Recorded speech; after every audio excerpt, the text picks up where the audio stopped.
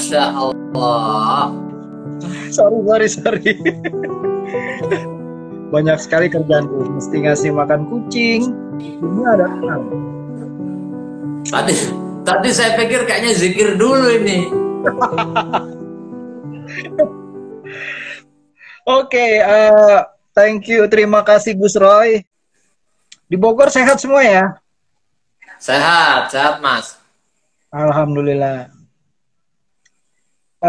Malam ini sesuai janji kita mau ngobrolin buku.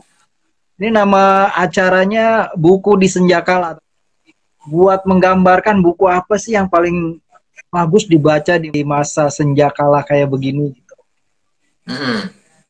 Kalau Gus Roy disuruh pilih buku di masa senjakala begini, buku apa yang Gus Roy akan pilih untuk baca? Memilih buku Ustadz Seleb. Pertimbangannya sederhana sebenarnya. Pertimbangannya sederhana. Di tengah pandemi seperti ini, di tengah situasi yang rumit dan genting seperti ini, apa yang sedang mereka lakukan? Gitu. Para Ustadz Seleb ini ngapain gitu? Makanya saya pikir penting sekali itu didiskusikan dalam konteks yang lebih luas ya. Nggak hanya sekedar bagaimana buku itu ditulis dalam rentang ya 2 dekade ini ya, pasca reformasi sampai sekarang. Pertama mungkin saya kenalin dulu bukunya kali ya. Kan jarang ada yang tahu buku Ustadz Seleb ini. Bisnis Moral dan Fatwa Online. Ini buku sebenarnya udah sampai harga obral tapi kagak laku, tapi dipilih sama Gus Roy. Buku yang pengen dibaca di masa senjakala. Ini buku sangat baik sebenarnya dalam konteks untuk memahami Islam di Indonesia pasca tahun 98, pasca reformasi. Bagaimana Islam menghadapi perubahan global dengan teknologi digital. Ini kan gimana sih responnya? Nah, yang paling menarik ini kan hasil dari seminar Indonesia Update sebenarnya kan tahun 2007. Nah, Pak Greg Valley sendiri tuh yang saya inget banget kontak saya. Nih, gimana kalau kita terbitin terjemahan buku, semua judulnya ini Expressing Islam. Nah, kemudian saya agak jahil seperti Gus Roy tadi bilang, nih ustadz-ustadz itu kok fenomenal sekali ya. Sebenarnya apa yang diberikan para ustadz ini dan membuat fenomena budaya baru. Ya memang buku ini kemudian kita terjemahkan bersama buku yang lain sebenarnya. Buku judulnya PKS dan Kembarannya. Nah, mulai kita terbitin replik pengadilan Yusuf Sutendi. Silakannya gara-gara buku itu Kobam dibawa ke pengadilan katanya pencemaran nama baik. Jadi Kobam ini nerbitin buku kiri dibawa ke pengadilan, nerbitin buku kanan dibawa ke pengadilan. Mana ya nasib jadi publisher. Pak Greg Valley ini baik sekali dan dia memang seorang ahli Islam kontemporer Indonesia, dan ini kumpulan tulisan yang banyak sekali ditulis oleh beberapa ahli Islam di Indonesia, generasi baru dan generasi lama. Generasi lama di sini ada Josh Quinn sama Marlery Klebs ya, yang baru aja meninggal, itu ahli sejarah Islam Jawa yang sangat besar. Tapi yang menarik adalah banyak nama-nama baru menurut saya, seperti yang kita kenal misalnya Ian D. Wilson begitu, yang khususannya membahas tentang EPI, FBR, pokoknya Islam produsen kekerasan, bahasanya kayak begitu ya. Kemudian juga ada yang membahas udah jadi seleb juga, bukan Ustadz Seleb tapi selebrit ini ya, Mas Nadir Sahusen ya, itu membahas tentang fatwa online dan menggoogle kiai. Jadi pertanyaan pertama kepada Gus Roy, sebenarnya fungsi agama Islam pasca tahun 98 apa sih? Ini pertanyaan yang ngeri-ngeri asik ini. Geli-geli sedap itu pertanyaan itu. Tapi saya mau jawab dulu singkat itu, Bang. Fungsi Islam di pasca 98 di tengah situasi sosial yang sangat kritis itu, di mana masyarakat sesungguhnya menjadi korban dari kebijakan developmentalism, banyaknya kekerasan, pelanggaran HAM, tapi fungsi Islam yang mestinya seharusnya menjadi jalan pembebasan justru menjadi jalan penghiburan saja. Gitu. Menghibur kaum elit, menyenangkan kelas menengah perkotaan gitu. Alih-alih sebagai bentuk pembelaan aktual terhadap kaum mustadafin. Itu singkatnya. Nah, karena itu buku ini, kenapa saya milih buku ini, kenapa nggak milih misalnya bukunya Noam Chomsky ngomong anarkisme atau buku Kobam yang lain ya sejarah komunisme gitu. Enggak lah, saya pikir itu udah clear, itu udah clean and clear, tapi saya tergelitik ngapain para ustadz itu di tengah wabah begini. Tentu saja yang kelihatan memang belakangan ya, dan ini melekat dalam kehidupan mereka ya, kehidupan yang glamor, menawarkan model Islam yang religius dalam pengertian perkotaan, bersih, nggak bersentuhan dengan hal-hal yang kotor, nggak ada urusan dan konflik agraria, nggak ada urusan dan konflik industrial. Islam dicitrakan sebagai sesuatu yang menyenangkan, yang menghibur, yang menjadi obat bagi kelas menengah gitu, yang galau gitu kan, apalagi yang nggak punya kucing, nggak bisa mabuk, kan repot itu, butuh zikir kan gitu. Nah, karena itu tampil orang seperti, mohon maaf Ustadz Arifin Ilham almarhum gitu kan, karena saya ini kan keluarga santri, ayah saya mengelola madrasah diniyah, guru mengaji, guru mengajar bahasa Arab gitu, dengan ala NU, Bang. Jadi ada ukuran-ukuran tertentu orang itu bisa dipanggil sebagai ustadz atau kiai gitu. Seenggak-enggaknya orang itu punya pendidikan di pesantren, dan biasanya sebelum dikiaikan oleh masyarakat, mereka itu dianggap kiai oleh kiainya sendiri. Contoh begini nih, dia udah lulus dari pesantren gitu kan, terus dia pulang ke kampungnya dihantar oleh kiainya yang senior tadi, mengatakan saya bersaksi bahwa murid saya ini adalah kiai sungguhan. Dia bisa ini, bisa itu, bisa hadis dengan cabang-cabang ilmunya, ngerti tarikh Islam dengan berbagai macam dialektikanya, problemnya gitu, ngerti tafsir Islam dan macam-macam. Nah, saya agak kaget ketika saya besar tinggal di Jogja, bersentuhan dengan banyak dunia di luar dunia ke-NU-an dan keislaman saya yang tradisional. Saya mengenal banyak tradisi barat waktu itu di Jogja, sekaligus terkejut dengan munculnya kelompok-kelompok Islam awal ini, yang di satu sisi emang bener kata Ian Wilson yang disebut dengan produsen kekerasan tadi itu, tapi di sisi lain juga menampilkan aspek-aspek yang seolah-olah dramatis tapi sebenarnya menggelikan gitu. Saya pernah, ini cerita beneran, saya pernah ikut mendaftar, Bang, ikut daftar, ikut zikir. Ada ustadz dari Jakarta, ustadz nasional yang punya teori ESQ, punya macam-macam lah pokoknya ya. Nah, dia di forum itu ngajak kami nangis-nangis gitu. Anehnya, gua sama teman-teman gua ini nggak nangis, Bang, gitu.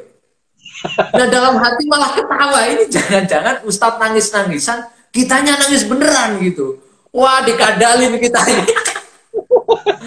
Jadi setelah itu kita sadar ini, meskipun belum punya kerangka teoritik ya, pisau analisis yang demikian tajam, sesungguhnya ada fenomena apa di balik ini semua. Kenapa kok bermunculan kelompok Islam yang didikotomikan sebagai, orang menyebutnya Islam perkotaan, atau belakangan diidentifikasi Islam salafis, Wahabism dan lain-lain, itu kita belum jauh ke sana, Bang, gitu. Cuman waktu itu kita percaya ini kita sedang dikibuli ini gitu. Kita bayar, ustadznya nangis-nangisan, kita nangis beneran gitu. Nah, tapi saya sama kawan-kawan saya yang ikut waktu itu nggak nangis, ini kayaknya kita, ini orang ini bercanda deh, ini main teater deh, gitu, Bang. Beranjak usia remaja, nah ini agak unik juga. Usia remaja saya ini dibarengin, selain baca buku-buku progresif ya, mulai kenal dengan Leninisme, Marxisme, buku-buku eksistensialisme seperti Sartre dan lain-lain. Juga kami ini berlangganan majalah Hidayah, majalah Sabili, Hidayatullah. Ada yang agak lucu-lucuan, ada Anida dan lain. Kita juga ikut baca, Bang. Bayangin dong, coba.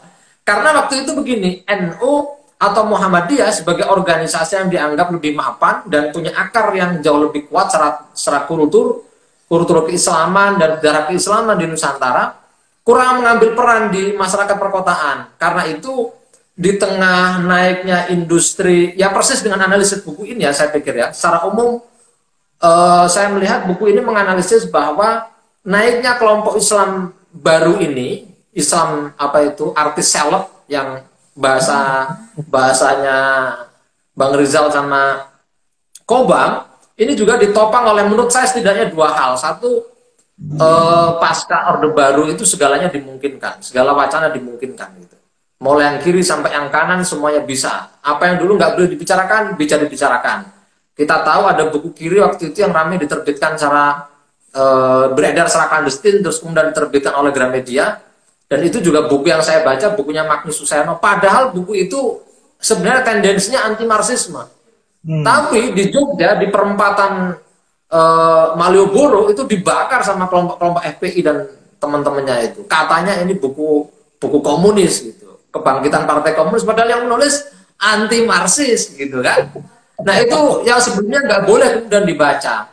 Di sisi lain juga kelompok kanan gitu, yang dulunya memang nggak boleh muncul di zaman reformasi, mereka punya ruang untuk bangkit kembali, dan ini yang disebut dengan ekspresi Islam yang dominan.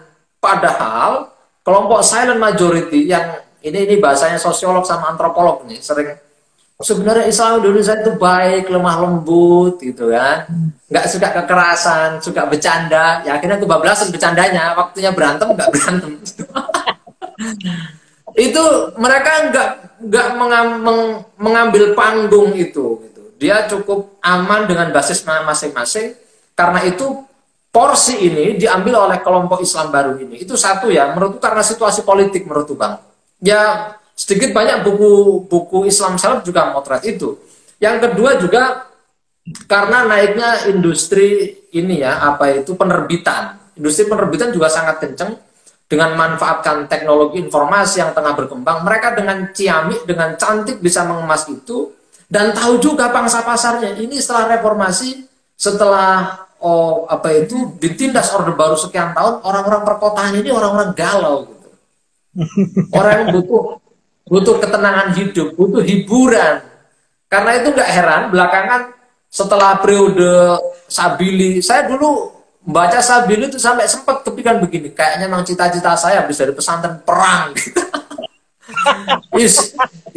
Isinya pokoknya perang-perang aja ini Sabili, cerita perang, Islam dizolimi, dan dia cerita-cerita ini ya, persoalan-persoalan Islam di dunia, di kancah internasional. Saya pikir Islam ini benar-benar ditindas ya gitu. Kemudian muncul pasca itu, kemudian muncul kelompok ustadz-ustadz yang unik-unik, ada Ustadz Solmed, ada, tapi sebelum Ustadz Solmed kita ingat ada A'agim ya.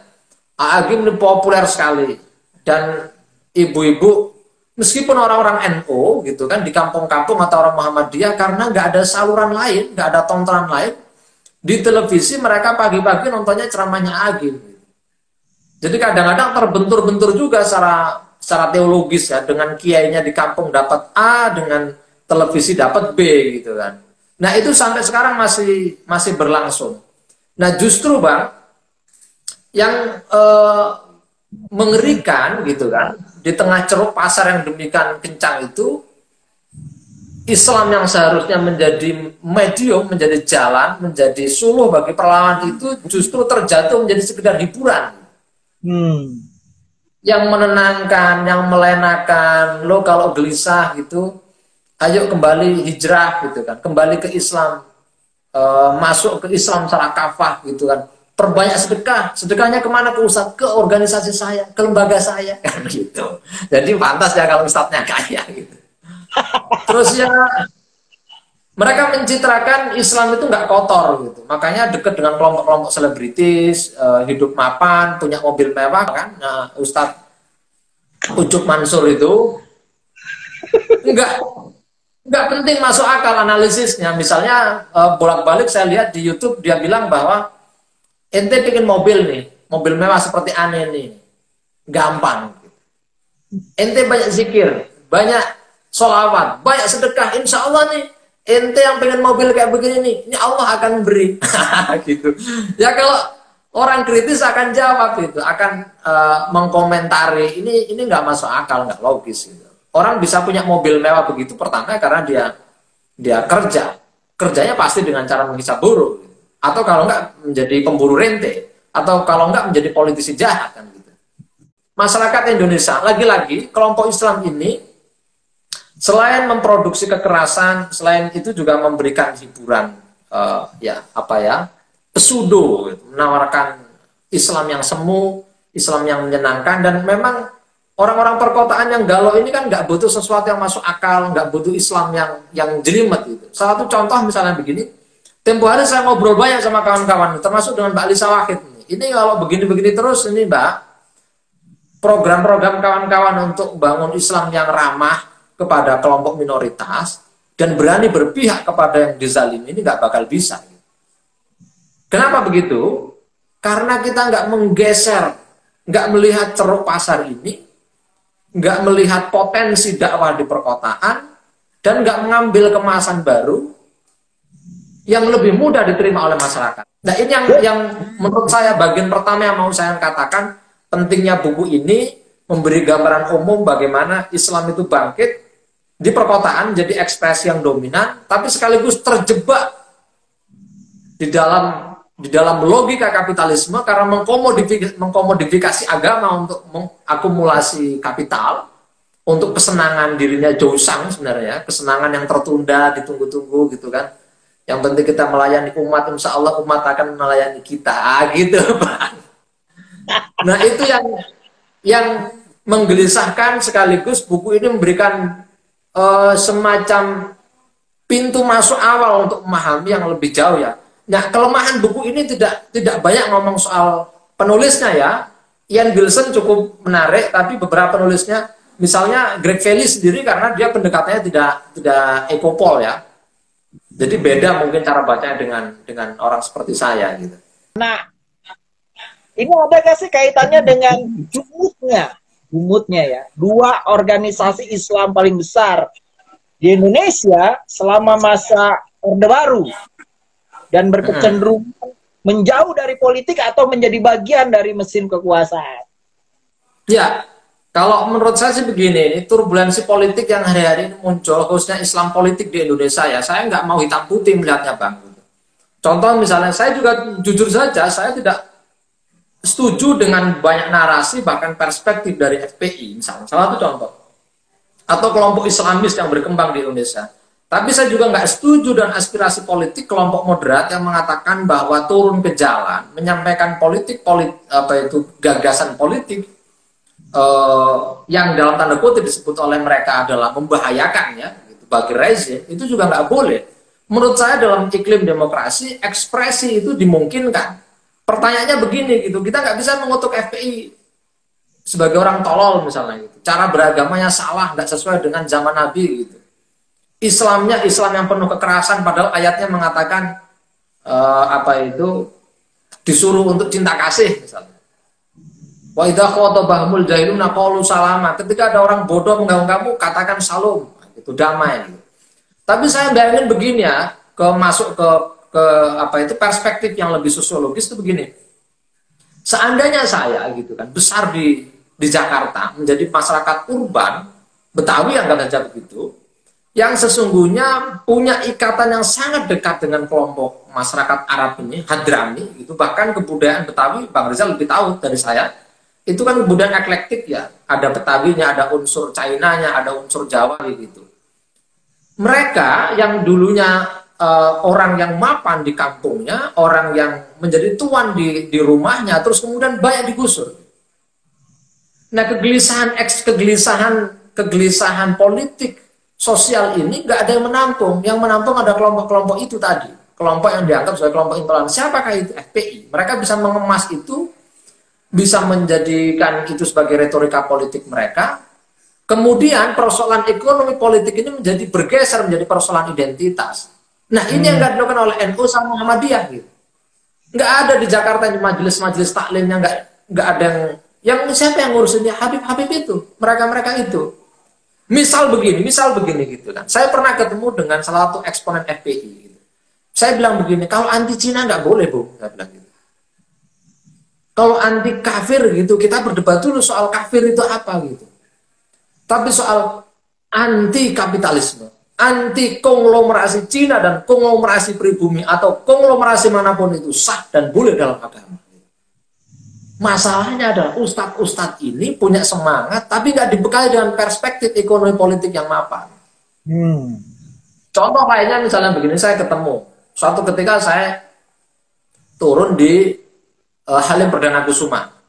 Jadi dari Jombang saya ke Jakarta naik pesawat, turun di situ saya naik Gojek bang, mau rapat di daerah Kuningan. Sepanjang perjalanan saya diceramahi sama sopir Gojeknya, tukang ojeknya. Karena macet itu lewat depan Mampang ya, di sekitar Mampang itu macet total. Dia ceramah sepanjang jalan bang. Gitu. Bapak Muslim apa bukan? Alhamdulillah saya Muslim. Saya nanya soalnya namanya kok Roy Murtad gitu kan. Ini kok udah kok murtad gitu kata dia gitu. Alhamdulillah kalau Muslim. Oh ya Pak saya Muslim gitu. Nah Bapak milih Ahok atau enggak gitu kan? Wah enggak lah saya enggak milih Ahok. Alhamdulillah kita saudara berarti gitu kata dia. Ya iya KTP saya Jombang. Gitu. Tapi saya diem aja, saya biarin orang ini cerita macam-macam gitu. Terus dia ngomong gitu, Bapak istrinya sudah berhijab belum? Alhamdulillah sudah berhijab gitu. Pak begini ya, ini sudah zaman akhir Pak. Kata si tukang Gojek ini, orang Cina selama ini menguasai ekonomi Pak. Jangan biarin sekarang mereka menguasai politik Pak. Ini hancur anak cucu kita. Itu dramatis dia gitu.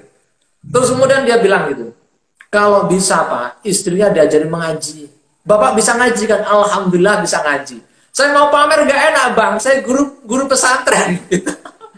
Bisa ngaji nggak? Alhamdulillah saya bisa dikit-dikit Pak gitu. Nah dia bilang sekarang Pak, kalau mau ngaji mudah. Di kampung-kampung kami majelis taklim banyak, tinggal mau ikut. Gitu. Di YouTube banyak, di Instagram banyak. Saya Pak kalau berhenti saya ikut Pak. Ustadz ini. Tinggal kita mau apa enggak ini Pak. Ini sudah zaman akhir ini kata dia begitu gitu.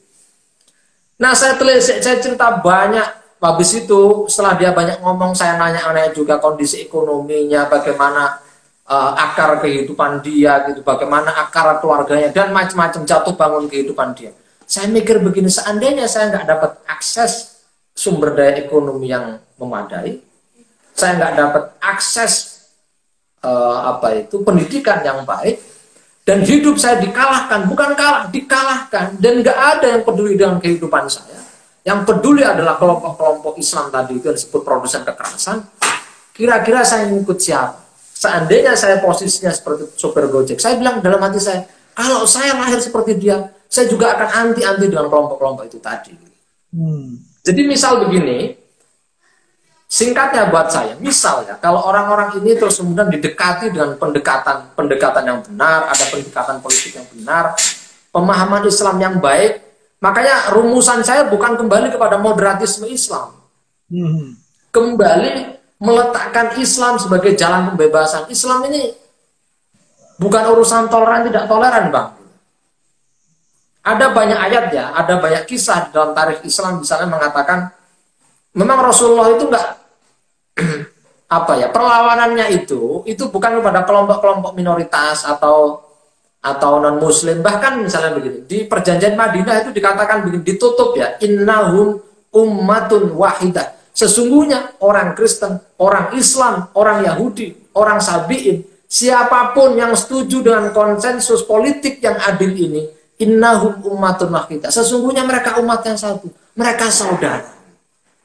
Makanya banyak pemikir-pemikir progresif mengatakan bahwa begini, seandainya ya Rasulullah itu, Muhammad ini bin Abdullah ini cuman mengatakan bahwa kita harus menyembah kepada Allah, nggak ada yang musuhi Bang.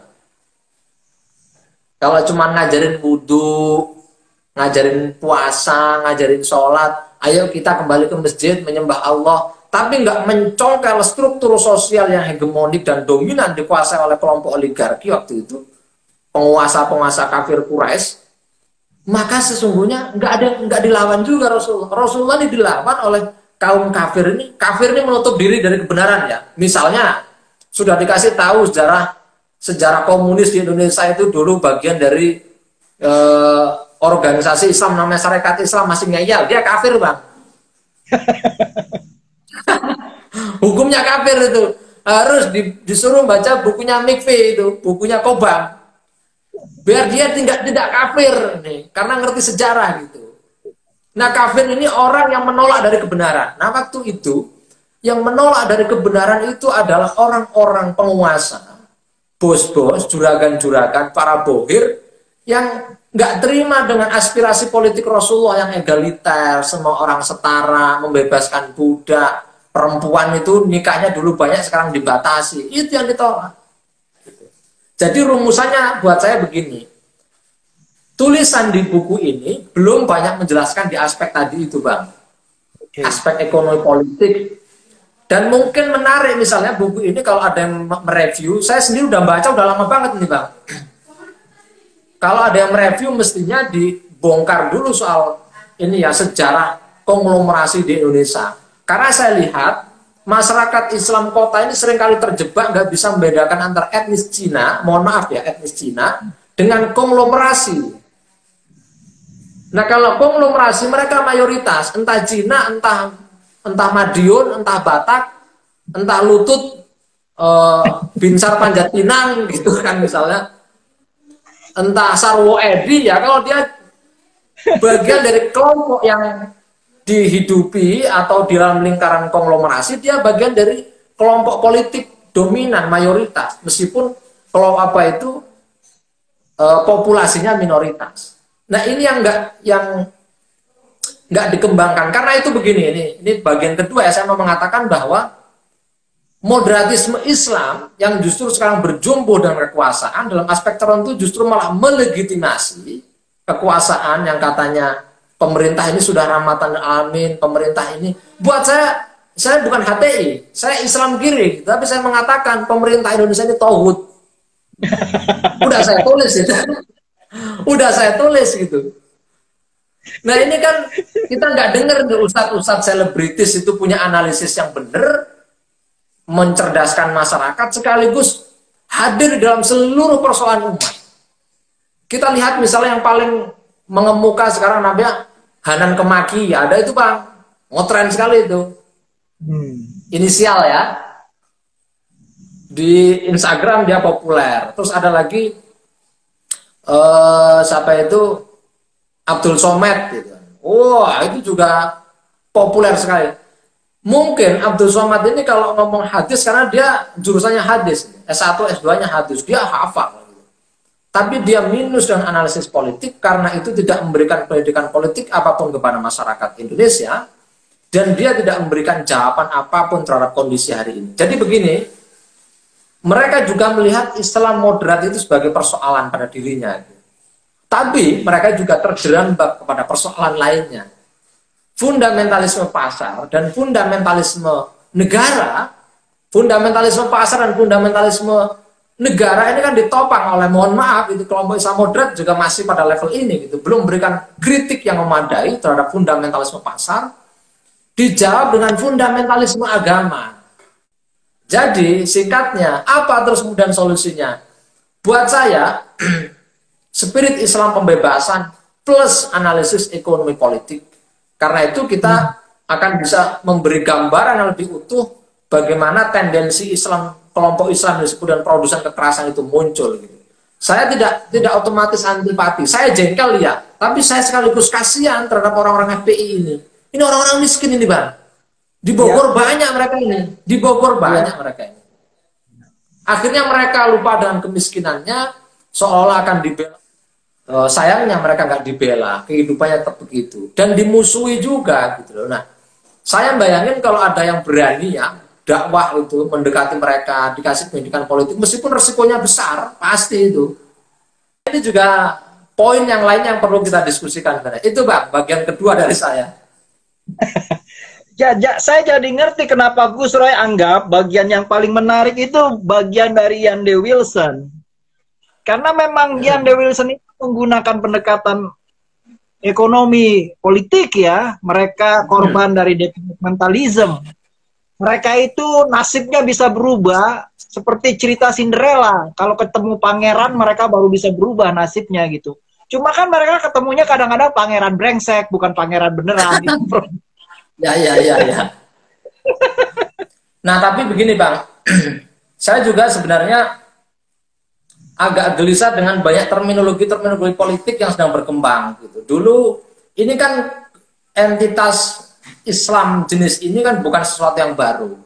Sesungguhnya ada akar-akar teologisnya, memang nggak bisa dipungkiri, misalnya Khawarij gitu, dalam sejarah Islam. Mereka ini sangat keras gitu dan menolak kompromi Islam yang literal, tapi pada aspek tertentu punya ciri-ciri yang progresif, kata Hasan Hanafi gitu. Dia bilang Khawarij itu juga ada aspek progresifnya, revolusioner, yang misalnya egaliter gitu, keterus-terangan gitu, menuntut keadilan dan lain-lain gitu. Nah, ini kalau misalnya bisa dielaborasi lebih jauh, saya pikir kita nggak akan tergagap-gagap menghadapi situasi ini. Bahkan dalam terminologi saja, lihat aja ini ya, entitas Islam ini kan disebut dengan banyak nama.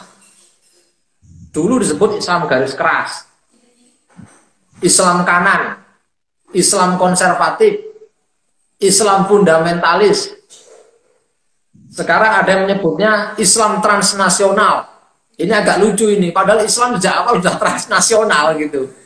Bukan mereka yang Islam sendiri itu transnasional, mau NU mau Muhammadiyah, mau punya ciri-ciri partikular kebudayaan lokal, dia tetap dimensinya adalah transnasional gitu kan.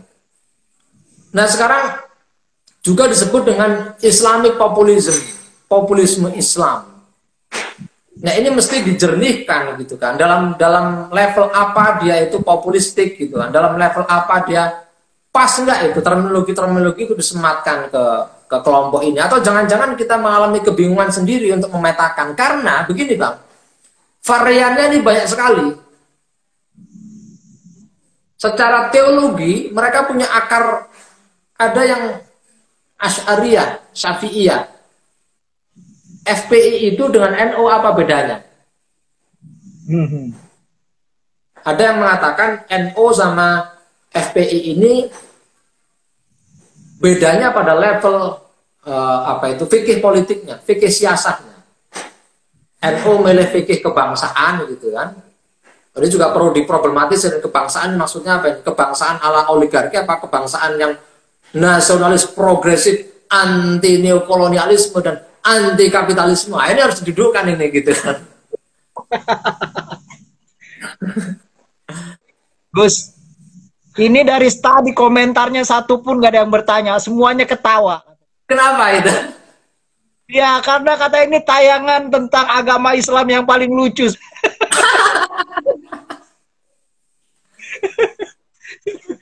Bisa jadi ya gitu. Tapi itu tadi ya, yang pertama begitu. Bedanya NU dengan FPI secara sederhana ya.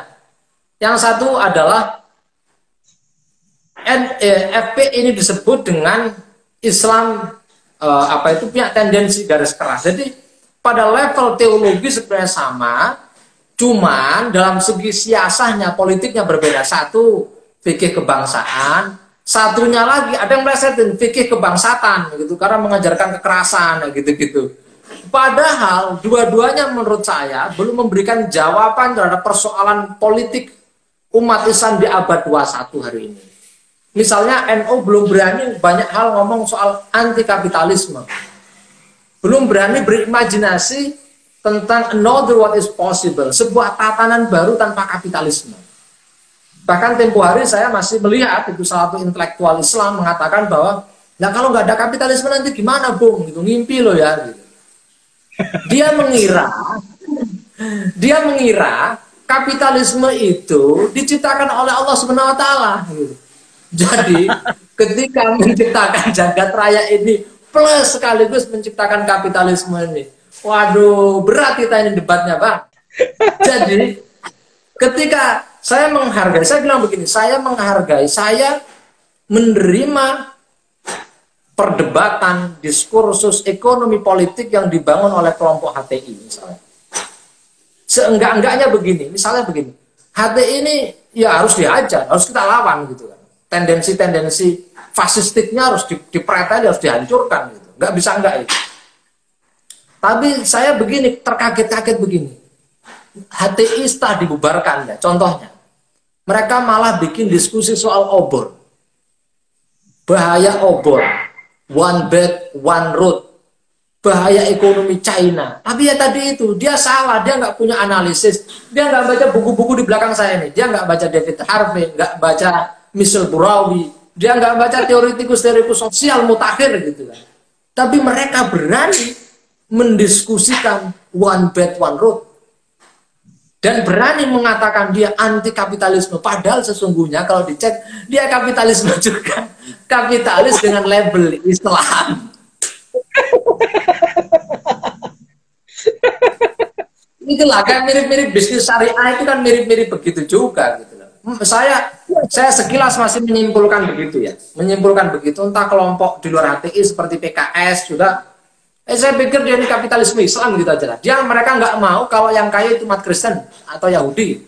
Pengennya yang menguasai dunia umat Islam dan mereka gitu.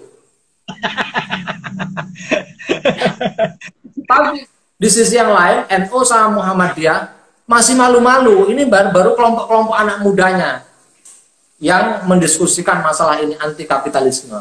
Nah, saya mau mundur sedikit ini Bang, di bagian ini ya.